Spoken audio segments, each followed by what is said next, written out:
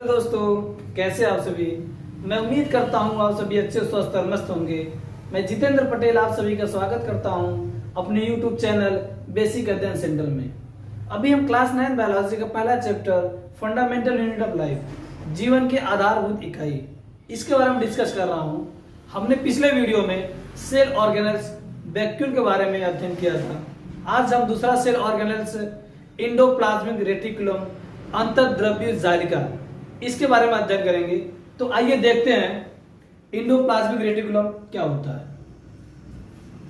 झिल्ली युक्त जितने भी सेल ऑर्गेनेल्स होते हैं, हमने बताया था जितने भी कोशिकांग होते हैं सब क्या होता है, मेम्ब्रेन बाउंड होते हैं, झिल्ली युक्त होते हैं। तो उसमें से हमारा एंडोप्लाज्मिक रेटिकुलम, अंतर्द्रव्य जालिका, ये भी क्या होता है, झिल्ली युक्त होता है, अर्थात इसके ऊपर क्या होता है, झिल्ली लगी होती है।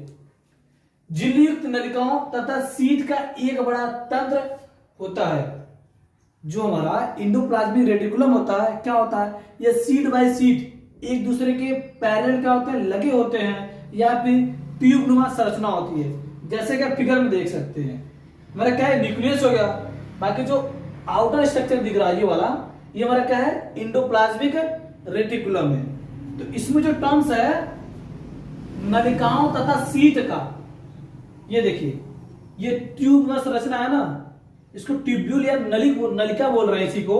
और ये जो हमारा पैरेलल दिख रहा है ना कुछ फोल्डिंग, इसी को क्या बोल रहे हैं, सीट बोल रहे हैं। तो वही लिखा है कि झिल्ली युक्त नलिकाओं तथा सीट का एक बड़ा तंत्र होता है, जिसका एक सिरा क्या होता है, न्यूक्लियस से लगा होता है, और दूसरा सिरा सेल मेम्ब्रेन से लगा होता है।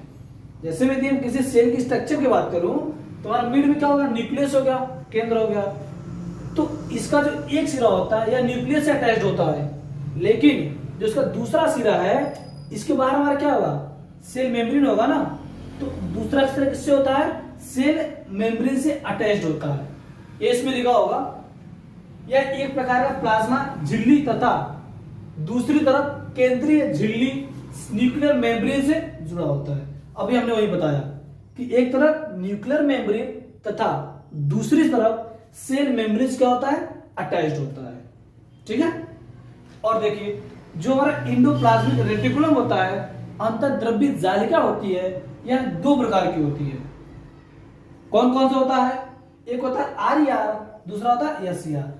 जो आरईआर होता है that is rough endoplasmic reticulum, मतलब खुरदुरा अंतर्द्रव्य जालिका। जब एसईआर की बात करेंगे that is smooth endoplasmic reticulum, चिकना अंतर्द्रव्य जालिका। अब इसको हम रफ और स्मूथ क्यों बोल रहे हैं, इसको समझते हैं। अभी देखिए ये जो हमारा सीट लगी ना, जो हमारी सीट नुमा संरचना है, इसके ऊपर कुछ डाट डाट दिख रहा होगा। तो ये जो डाट डाट प्रेजेंट है, इसी के उपस्थिति के कारण ही इसको बोला जाता है रफ एंडोप्लाज्मिक रेटिकुलम। और जो डॉट डॉट जो डॉटेड लाइन है, जो उभार है, ये हमारा क्या है, दैट इज राइबोसोम। यह क्या होता है, राइबोसोम होता है। तो इसी के उपस्थिति के कारण ही हम इसको रफ एंडोप्लाज्मिक रेटिकुलम बोलते हैं। और दूसरा देखिए हमारी ट्यूब नुमा संरचना होती है, क्या स्मूथ होता है, इस पे कोई राइबोसोम उपस्थित नहीं होता है, इसलिए इसको हम स्मूथ बोलते हैं, स्मूथ एंडोप्लाज्मिक रेटिकुलम बोलते हैं। आई थिंक ये समझ में आ गया हो कि आपका आरईआर क्या है और एसईआर क्या है। अब हम इसके फंक्शन के बारे में देख लेते हैं। आरईआर रफ एंडोप्लाज्मिक रेटिकुलम, उस पे जो डॉट है वो क्या है, राइबोसोम है। तो राइबोसोम का काम क्या होता है, प्रोटीन का संश्लेषण, अर्थात प्रोटीन को बनाता है। तो राइबोसोम क्या करता है, प्रोटीन का संश्लेषण करता है, और उसी प्रोटीन को जो हमारा आरईआर है, उस राइबोसोम द्वारा बनाए हुए प्रोटीन को जो हमारा आरईआर है, रफ एंडोप्लाज्मिक रेटिकुलम है, वो क्या करता है, एंडोप्लाज्मिक रेटिकुलम अंतर्द्रव्य जालिका के विभिन्न भागों तक पहुंचाता है। ये लिखा है आरईआर तैयार प्रोटीन को, ईआर एंडोप्लाज्मिक रेटिकुलम अंतर्द्रव्य जालिका के द्वारा कोशिका के अन्य भागों में भेज देता है। मतलब क्या करता है, ट्रांसपोर्टेशन काम कर रहा है, परिवहन का काम कर रहा है। और SCR जो हमारा स्मूथ, देखिए यहां पे हमारा स्मूथ था, ये हमारे का smooth ER, smooth endoplasmic reticulum. जो हमारा SCR है, स्मूथ इंडोप्लाज्मिक रेटिकुलम, यह वसा और लिपिड के अणुओं को बनाने में क्या करता है, मदद करता है।